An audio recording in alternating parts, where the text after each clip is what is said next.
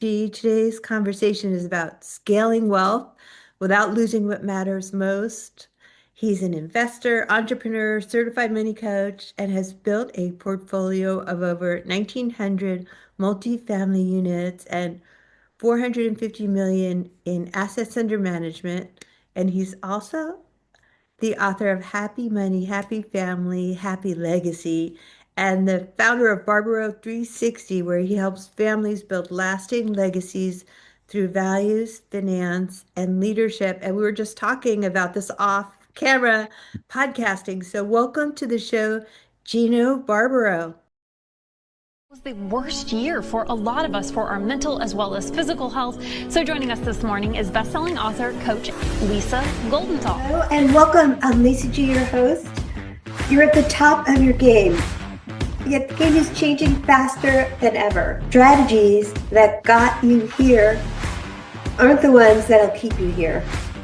The pressure is relentless, and the fear of obsolescence looms large.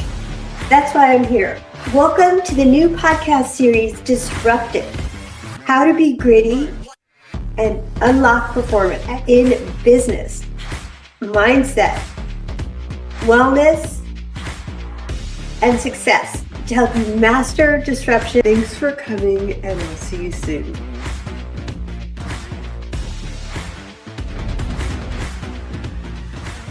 Today's conversation is about scaling wealth without losing what matters most. He's an investor, entrepreneur, certified money coach, and has built a portfolio of over 1,900 multifamily units and 450 million in assets under management. And he's also the author of Happy Money, Happy Family, Happy Legacy, and the founder of Barbaro 360, where he helps families build lasting legacies through values, finance, and leadership. And we were just talking about this off camera podcasting. So, welcome to the show, Gino Barbaro. Hello, welcome back to WholeCEO with Lisa G. Lisa, it sounds as if we had a podcast before the podcast. So I was actually fortunate to have the podcast before the podcast. Thanks for having me on today. I appreciate it. Me too. It was great getting to know you. And this is about more than money for you. I gather it's about legacy, and you've scaled to over 1,500 units in 5 years. So let me start with a question. What were the key decisions or systems that made that kind of growth possible without breaking the business? Well, the key decision for me was actually being pissed off with my life, wanting a change. I owned a restaurant for years. My father passed away. I actually had to say to myself, he was my business partner, am I living his dream or am I living my dream? And I realized that I was sort of hiding in the kitchen, washing dishes, doing Right. stuff that was unfulfilling. So I think the key decision for me was actually deciding what I wanted. Most of us in life, when we ask that question, we know what we don't want. If you know what you do want, it's a lot easier to hit the target. And it's a lot more complicated today because there's so much noise out there. We don't lack the motivation, we lack the clarity. And once I became clear that I was put on this planet not to wash dishes, but to raise an incredible family, I was lucky. I had two immigrant parents. They gave me a great start in life. I have an amazing spouse. I've got an incredible business partner. I have so many advantages. And yet I was stuck in the kitchen hiding back there. When I decided, game over, I want to do this, I need to do this, I was that uncomfortable. Everything changed for me. And I know if you're listening to this right now, and if you're stuck, that's a great place to be, being pissed off. Because if you're just a little uncomfortable, you're not going to make the decision. You're either pissed off at life, you're going to make that shift, or you're living a great life right now and you're going to continue to make that shift. I couldn't agree with you more. I mean, for me, we were talking off camera also too about how the pandemic was hard for me, and I decided I have to shift everything because I was unhappy and everything was changing.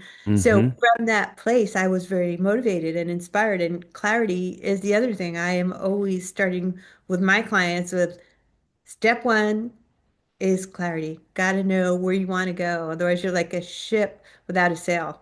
Hmm.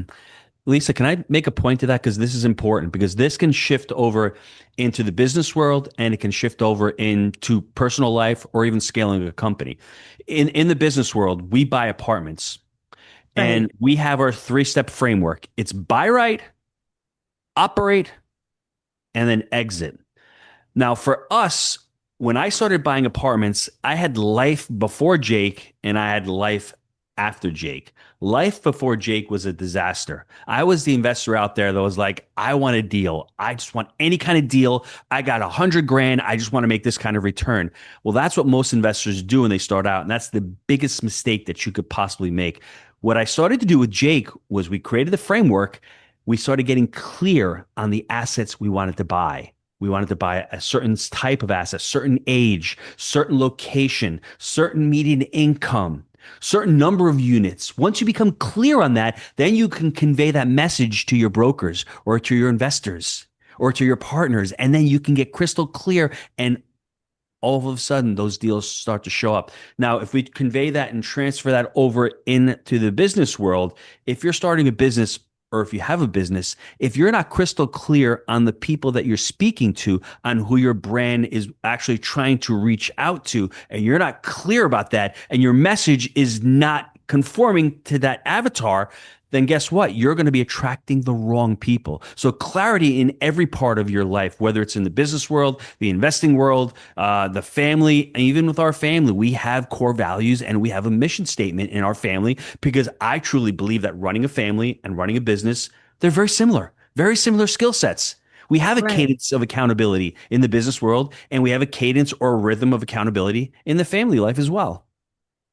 Well, there's so much to unpack there because I love your focus on the crystal clear clarity. It's not just clarity about what is your vision, but it's like, who are you wanting to serve? Who's your ideal client avatar? And having Hmm. systems and plans in place so that you have this plan. You want to buy it, hopefully low, sell it, hopefully high, and Yes. exit Operate it, it. Yeah, you operate want it, to. exit it. Yep.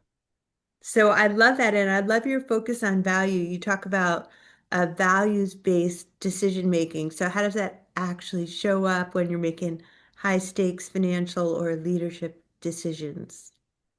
I'd love to answer that question with a story, Okay. because for me, I can say, hey, lead with your values. Every decision you make in your life is all about the values that you have.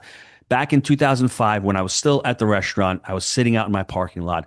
In drives this nice gold Mercedes. I'm at Maserati. I just heard the engine. If you know what a Maserati sounds like, you just hear that purring of that engine. Out comes a guy, little rotund, little heavy. His name is Mike. So I called him Maserati Mike, and Maserati Mike came to me and said, "Hey, I've got this mobile home park deal that I've got. You want to invest?" So I said, "Sure. I've got money. You've got a deal. Let's invest."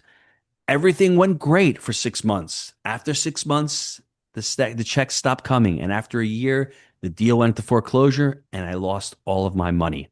Gosh. Now, if I had implemented the values based decision making, I never would have invested with Mike. Now, why is Right. that? There's a couple reasons. The first reason was, when I look back, he was not the kind of person that I wanted to invest in. He had no responsibility. He had I don't want to say his ethics, but he just was an incompetent buffoon. And that's not who I was always aligned with in life, right?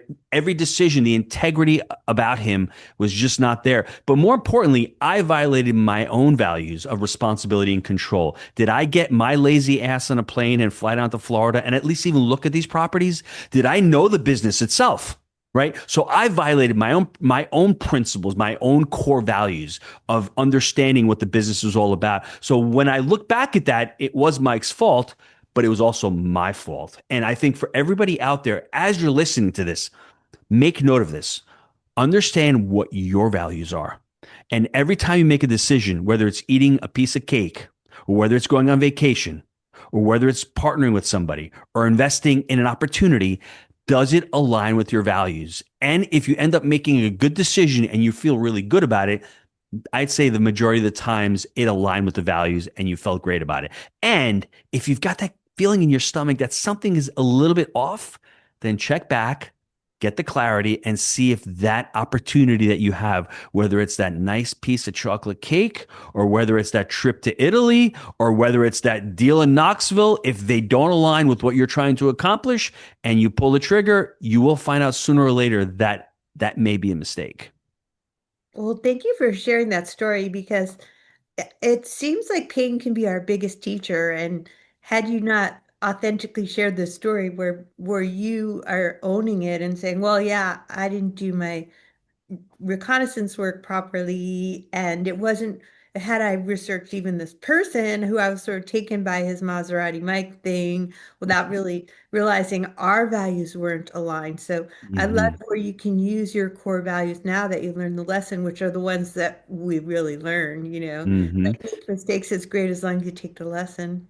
And Lisa, the other important thing that came out of that whole, I want to call it a debacle, but it was great because of every problem, you can look at it as a problem or you can look at it as an opportunity. You said the word core values. I owned one restaurant with the family for a little over 20 years. I had one location. But with Right. my business partner, Jake, within 5 years, we scaled to almost 1,500 apartment units. The clear distinction, the clear delineation between the two, this may sound crazy, but in the restaurant business, I had no core values and I had no mission statement. I had no North Star. With the real estate, we started scaling. And without those core values, without people first, unwavering ethics, extreme ownership, growth mindset, make it happen, without those core values, because that's how you hire people, that's how you fire people, that's how you work with vendors, that's how you get investors. If you don't have those core values, you don't there's no North Star. You have no direction. You're directionless. It may seem simple, but I'm living proof that if you don't have them, you will not be able to scale your business. I love that. It all comes back to your values, and that gives you the opportunity of what to say no to. So if you have your clear mission statement and you have your Yes. values, then being successful in business, I find is about the no's, right? Yes. Hmm. I agree wholeheartedly. And it's the same thing with raising a family. When you have six kids, you have to say no to a lot of different events. They all can't play volleyball, baseball, tennis. We have to say no to a lot of opportunities. For a long period of time, we had to say no to pets because I can't be raising all these kids and having to walk dogs and have cats all over the place. So at some point in some time, what is the family vision? What is the mission? What are you trying to accomplish? There's no I in team. We all have to give a little bit, and at some points, you have to say no to things. Absolutely. I can tell you're a good dad and you're so easy to talk to. A lot of leaders build wealth but struggle to build this legacy that you're all about. So what does a happy legacy like really look like? And help us out. Like, what are some of the first steps to creating it? I think the first step for me is that legacy is not something that you leave behind. It's something that you activate today. Oh, wow. Now, Okay. when you take that mindset, I think everything changes. Yeah. I like the idea that one of my mentors used to call cathedral thinking. I mean, cathedral thinking is basically when you go back into the 1300s, 1400s, it would take generations to build a cathedral, over 100 years. So you are starting to build that cathedral. You would never see it finished, but you knew all the hard work would one day result in something amazing. Someone Right. who is a legacy planner, legacy thinker, maybe a gardener. I'm Italian. I love to eat. I have a beautiful garden. I know that I need to plant that seed and to take care of that seed. I'm activating my legacy when I plant that seed and take that seed and nurture it and grow it. That's what legacy is all about. That's the first step to me is realizing that, wow, we have the ability to create this legacy, but in conjunction with our family. And I've learned a couple of other things. I mean, one thing that was blatantly obvious to me over the last couple of years is I don't really own anything here. To me, it all belongs to God, but He's given me the wisdom and He's given me the grace to own the stuff and to actually be a steward of it. So I have to really be a great driver of this. It's a big responsibility. I have to teach my children all about impact. So when we look at legacy, we can break it down into three buckets. We can break it down into the financial component, which is where everyone's worried. But then there's Right. also the values component, right? The values. I want to pass my values onto my children and onto my grandchildren. And then there's the family leadership component. Those three parts, when you put them together with legacy and you start working with your family, it's in conjunction with the family because they're going to be the stewards into the next generation. So it's my duty to get them prepared. And when you look at it from that lens, from the financial, which is important, but then you have the values and the family leadership, then it starts to come more into clarity. It becomes more clear of why we're making all this money. There has to be a reason to be able to create this wealth and to be able to continue to perpetuate this wealth. I'd love your take on legacy too, because to me, legacy is sometimes about the impact that I can make on others. Like Hmm.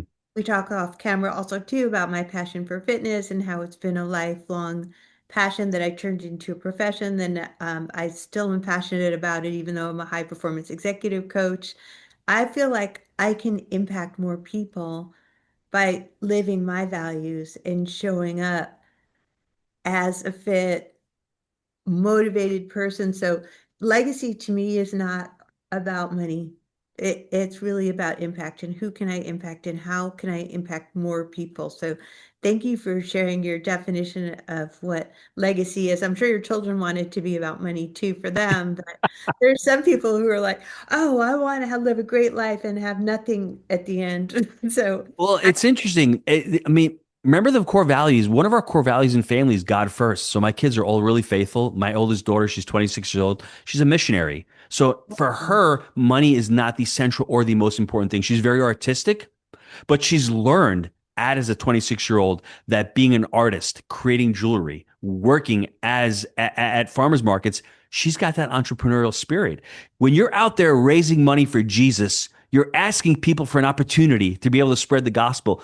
You need money to make that happen. If there's no right. margin, then there's no mission.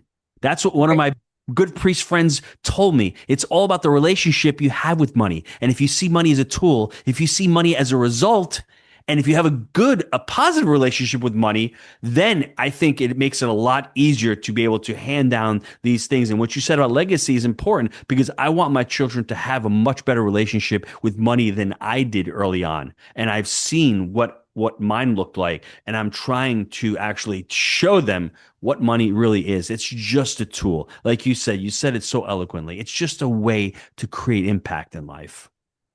Absolutely. Much money just touches everything that matters. And such Yes. a pleasure chatting with you, Gino. So, where can people find more of you?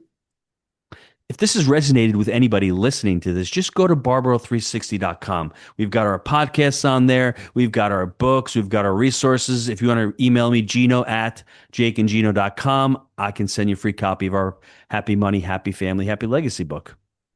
Well, it's absolutely a pleasure. Really appreciate the conversation. Thanks, Lisa.